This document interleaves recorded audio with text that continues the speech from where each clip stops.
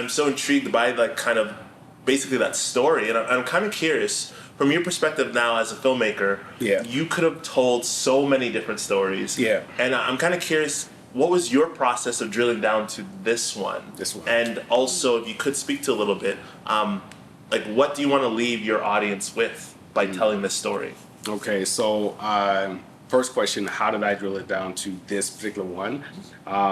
Narrowing in on Untouchable Crew, I've been involved with another project that I did with another filmmaker in the city by the name of Natalie, Meyer, and we created a docuseries called Allow Me to Introduce, right? Cool. Where I helped as being a director, helped as far as being an editor, and for me it was a situation of, wow, we're creating this universe where we're doing these interviews and we're hearing people talk about things that it's just like, wow, like this is a whole world unto itself, right? So I'm just like, okay, we've touched the hip hop side as far as the MCing aspect goes, but what about the hip hop side as far as the B-boys go, right? So I'm like, okay, let's if I'm gonna be able to tell the story that kind of like creates the interest and sparks people to say, let me go down the rabbit hole and see what else is there. Yeah. What is the one thing that kind of connects all the all-stars, right? Yeah. And I should say air quotes because these guys were literally all-stars, right? Yeah. But how do I find a way to create a conversation that starts from the standpoint of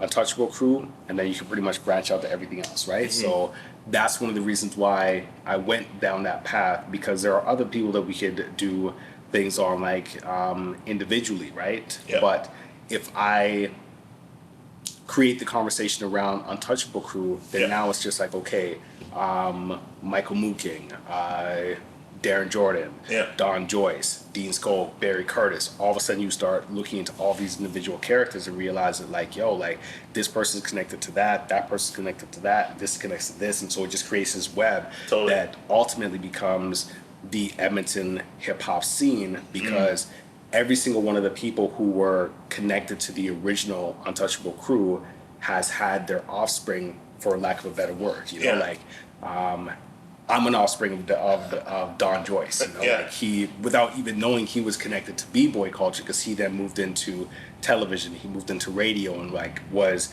essentially like our version of Master T in a lot of ways, you know. Totally. And so as he's doing this, he's also teaching us the business. He's teaching us the importance of documentation, of the importance of being your own boss, and also black people telling their own stories. Totally.